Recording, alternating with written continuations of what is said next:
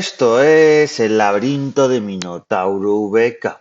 Es viernes, toca hablar de experiencias y hoy nos vamos a coger, poneros vuestro traje de marinero porque nos subimos a un barco y este no va a ser el último podcast que va a haber sobre barcos, porque va a hablar sobre mi estancia en un crucero y hoy va a ser como introductorio. O sea, voy a contar cositas, voy a contar cosas de en el barco, en un crucero. No, pues yo os voy a contar cuando está en la manga del mar menor o en la de barca, pues llamar a eso barco o crucero, pues sería una broma, pero os voy a contar mi experiencia. Pero hoy voy a contar lo que es en sí introductorio al barco y en otros podcasts de los viernes os contaré los restaurantes, los espectáculos y en otros las paradas que hicimos en el barco en las distintas ciudades, ¿vale? Todo esto lo iré la magia del podcast lo podéis estar escuchando suelto, pero que sepáis que no va a ir todo seguido para ir un poco amenizando con otras experiencias que he vivido para que lo sepáis. Pues empezamos con el barquito. El barquito que este crucero que lo cogimos por nuestra luna de miel, para el viaje de novios, y lo decidimos por el tema de la accesibilidad, que por cierto va a haber varios podcasts también en tema de barco y de otros sitios de destinos del barco en tema de accesibilidad, ahí os digo, pues decidimos que era lo mejor, porque te lleva de un sitio a otro y es bastante cómodo, no te tienes que bajar de la silla de ruedas y es bastante cómodo. Lo cogimos con la compañía Royal Caribbean, que esta compañía Royal Caribbean es de las más potentes del mundo, tiene unos mega barcos, ya ahora os diré un poquito más con detalle, pero es que tiene 17 plantas de barco. O sea, es que es una barbaridad. O sea, de todo lo que tiene este barco, sí, se llamaba el Allure of the Seas. Este barco que salía de Barcelona pasaba por Mallorca, Marsella, Florencia, Roma y Nápoles. En Florencia y en Roma pasaba por Chivaventia y Pesquera, que son puertos que no es en sí el puerto de la ciudad, o sea, es un poquito más lejos. En Nápoles sí dejaban la propia ciudad, pero en el resto en Florencia y en Roma está a una hora y media el puerto de lo que es la ciudad y en Florencia a 2 horas, o sea, a lo mejor a media hora o una hora de Pisa, pero de Florencia está a 2 horas prácticamente, o sea, entonces digamos que deja relativamente cerca. Y este barco, claro, nosotros lo primero, ¿cómo compramos los billetes de barco? Que antes de montarte en el barco hay que comprar los billetes. Pues lo compramos a través de su página web. Muchas veces los cruceros lo puedes comprar a través de agencia y tal. A ver, es fácil también. Es fácil, pero hay dudas que tienes de cómo funciona un crucero para alguien que no ha cogido un crucero, como diría yo, en su puñetera vida. Pues que a lo mejor si lo haces a través de agencia, pues ellos te lo resuelven, te dicen esto es así, esto es así, una serie de cuestiones. Pero al cogerlo tú solo, pues bueno, vas llamando a la empresa en sí, que por cierto, Royal Caribbean tiene servicio en español. A ver, aquí tiene servicio en español, pero digamos que son de español, pero te atienden desde otros países y esto lo digo porque a veces el español no lo entienden del todo bien. Mi chica, porque gestionó varias cosas del crucero, directamente ella que habla inglés, hombre, es profesora de inglés. Entonces, si no sabe inglés, apague, vámonos. Bueno, mi chica no, ya mi mujer, pues lo gestionaba en inglés y ahí estaba. Pero ahora hablaremos un poquito del tema de los idiomas en el crucero, de que es una cosa que también nos sorprendió, pero bueno, lo cogimos todo a través de la web y tal, bastante bien, el tema de pagar el crucero. Luego se liaron un poquito, porque nos pasó una cosa, que una excursión, porque nosotros contratamos aparte las excursiones a través del propio crucero. Aunque esto ya digo que lo diré en más, más profundidad algunos temas de accesibilidad en los miércoles. Pero contratamos esas excursiones y una porque sí nos devolvieron el dinero. Entonces, en vez de decir falta por pagar la excursión, pues cogieron y de lo que estaba pagado del crucero, totalmente ya pagado, cogieron y me quitaron una cosa para ponerla en otro sitio. Claro, nosotros cuando nos dicen que falta dinero por pagar el crucero, digo, no, no falta, pero claro, ellos habían hecho ese chanchullo que luego lo resolvimos, pero fue un poco, esas cosas hay que comunicarlas y decirlas mejor. Pues eso, llegamos al puerto de Barcelona, ahí llegamos a coger el barco, dejamos las maletas, cosa importante, si necesitáis vuestro equipaje o mochila o algo que vayáis a facturar y lo necesitáis tener a primera hora, no lo facturéis. llevadlo vosotros, que se puede perfectamente, lo lleváis y lo dejáis en vuestra habitación, vuestro camarote, mejor dicho, que más que habitaciones son camarotes. Entonces lo dejáis ahí y ya está. Porque a nosotros nos pasó sobre todo a la salida. Si quieres tener una salida más rápida, pues lleva tu equipaje, tanto a la entrada a la salida. Si quieres tenerlo fuera al momento o dentro, pues llévalo tú mismo y no hay ningún problema. Entonces, entramos a través de la terminal de Barcelona. De ahí entramos al barco. Cuando entres al barco por primera vez, que haces varios controles de seguridad, la verdad que el tema de seguridad lo tienen bastante controlado. Haces varios controles y una vez que estás ya dentro del barco, claro, tú no eres consciente, tú entras dentro y parece que estás todavía en la terminal o en tiendas que tienen ellos o tal, y hasta que estás ya dentro y estás un rato, incluso horas o días, no eres consciente de que todo eso es parte del barco, porque entras y lo primero que ves es una especie de centro comercial con tiendas, con música que había unos globos colgando ahí, ya te das cuenta que es del barco cuando ves los globos y ciertas cosas, pero dices, madre mía, todo lo que tienen aquí montado. Entras en el barco y no es lo típico como cuando entras en un hotel y una recepción para que te den las tarjetas de las habitaciones, tú enseñas bueno, la documentación las he enseñado antes en los controles que tienen de seguridad y otros controles que tienen ahí en la terminal del puerto.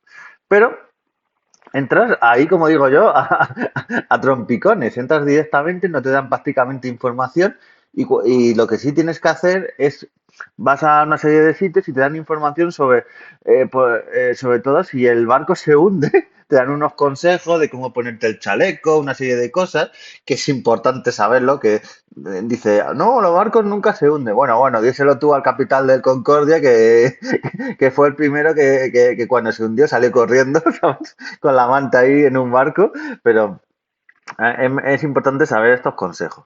Y una vez que ya sabes los consejos, que por cierto por megafonía dicen, queda gente sin saber los consejos de seguridad. Una vez que te dan estos consejos, pues tú ya te vas a tu habitación donde nosotros estaban las maletas. Bueno, mi maleta estaba a 3 puertas de mi habitación, o sea que muy certeros no son, pero bueno, por lo menos yo la identifiqué. Consejo, poner algo siempre identificativo a la maleta, pero en barco, en avión o en tren o lo que sea, o en tranvía, poner algo para que la maleta, si hay varias parecidas o tal, que no la confundáis. Y una vez que llegas al camarote, pues cosa importante, la llave de la habitación te la cuelgan en una especie de ojo de buey o de esto que tienen y te la dejan ahí en la puerta para que tú abras la habitación. O sea, cosa que me quedé yo un poco flipando. Pero bueno, no sé si es un sistema de seguridad muy fiable, pero bueno, cuando lo hacen así, por algo será. Tienes ya tu tarjeta de la habitación y una vez que tienes la tarjeta de la habitación, cosa importante, tienes que tener instalado, esto lo recomiendo que lo hagáis, por ejemplo, en Royal Caribbean, que es mi experiencia, tienes que tener una aplicación con las actividades del barco, para hablar si vas con una familia o con amigos a través de la aplicación, porque en el barco no hay wifi, o sea, no hay wifi, entonces no hay ningún tipo de conexión a internet salvo que pagues. Aquí, como todo en la vida, aquí si quieres algo hay que pagarlo, entonces como si dijera a pagar, entonces ojo si vais en el barco y de repente activáis los datos, porque os pueden pegar una leche que os pueden tumbar en el suelo al llegar a vuestra casa y ver la factura de teléfono. Entonces, tened mucho cuidado. Y las tarifas del wifi pues eran 26 euros por día mínimo, la tarifa básica para ir tirando. O sea, ojo al dato. Así que si cogéis un crucero, avisar a la familia y a la demás gente y amigos y tal, que no vais a poder hablar por teléfono, que nadie se asuste, que nadie se asuste porque no les habláis, porque no es que os hayáis enfadado ni nada, sino simplemente es que no hay datos en el propio barco. Pues una vez en el barco vamos a repasar un poquito alguna otra cosa. El barco tiene 17 plantas, la decimoquinta era, o sea, la decimoquinta, la quinta era la recepción, donde si tenías algún problema podías hablar con el personal del barco. Había gente de distintos idiomas, pero había muchos, aunque el crucero saliera de Barcelona, había muchos que llevaban la banderita de España y se supone que hablaban español. Y cuando decías, ¿hablas español? Te decían, un poquito. O sea, hablaban muy poco español y decían, ¿mejor en inglés? Sí, hombre, sí, en inglés mejor. Entonces, claro, Eso es lo que un poco nos chocó, que había gente, sobre todo era gente de Estados Unidos, porque en el barco de España éramos, yo creo que 10 o 20 y da palmas con las manos, o sea, éramos muy pocos y había gente de Hispanoamérica, pero sobre todo yo creo, había gente de países de Hispanoamérica, pero sobre todo era gente, lo que yo noté, gente de habla hispana, pero de Estados Unidos o algún otro sitio. Pero es que había gente, pero porque hacían espectáculos propios para gente que habla en español, o sea, si no hubiera un porcentaje de gente en español y tampoco harían lo de que la gente llevara la banderita en español, la gente que trabaja en el barco, para que te atendiera. Pero bueno, luego tiene una serie de plantas. Tiene la planta cuarta, que tiene un teatro, una pista de hielo, un sitio de monólogos. Esto ya lo trataré en profundidad, porque como hablaré de los espectáculos y tal, pero ahora es para haceros un poquito la composición del barco. Luego en la quinta, como he dicho antes, tiene el propio centro de visitantes, varios restaurantes, tiene un poquito de todo, una pista para correr alrededor del barco, una pista de atletismo, flipas, o sea, yo me quedé flipando. Luego en la sexta tienes un tío vivo y una piscina donde hacen espectáculos. También un puesto de perritos calientes. Restaurantes hay en casi todas las plantas. Luego en la octava tienes un jardín que yo al principio pensaba que había hasta pajaritos. Digo, joder, se han gastado el dinero y amastan a los pajaritos para que no se vayan del barco. Pero no, era un sonido esto natural. En muchas de estas plantas luego a lo largo del día tienes orquestas, cantantes, gente con guitarra, otros instrumentos que van tocando y amenizando los paseos que das por el barco. O sea, contratan a bastante personal y gente. Y luego gente que anima y tal. Y eso era en la octava. Luego pasamos al 14, que es donde hay un skate room, cosas para niños y tal. En la 15 es como la parte donde ya se ve la cubierta del barco y hay piscinas para niños. Algunas de las piscinas, aunque den a la 15, te tienes que subir a la 17 y tienes que tener un pase para subirte a la 17, digamos pase VIP, y haber pagado más. Tener ahí una habitación o haber pagado más. Ahí también tienes un tobogán que desde la 15 te baja a la sexta, que tiene una especie de... Es una especie de pez que te metes por la boca y... Madre mía, no es de agua, porque no es de agua, es una especie de alfombra, pero es que flipas con esa atracción. Luego tienes un mini golf, un campo de baloncesto, es que tienes cada cosa, una tirolina, tienes muchas cosas. Aparte, luego las habitaciones no están mal, que tampoco se me quiere pasar, pero si quieres habitación que dé al mar y encima que dé a la calle con una terracita y que encima esa terraza dé al mar, prepara para pagar el bolsillo porque es bastante caro, ¿vale? Es bastante caro. Pues eso, de la 15 pasamos al 16, donde había restaurante. En la 15 había el Loco, que es un restaurante de comida mexicana. En la 16 el Windjammer. Esto ya lo comentaremos en profundidad cuando hable de los restaurantes. Pero, y bueno, había un solarium, un spa, una serie de cosas. Un spa, un solarium me refiero, y un spa a un jacuzzi. Porque el spa en sí estaba en la sexta, que ya si te quieres gastar en hacerte tenían peluquero, tenían dentista. O sea, si te quieres hacer un implante dental en un crucero, claro, la broma se te va a ir bastante cara. Pero bueno, ahí todo pagándolo se puede hacer en esta vida. Pero bueno.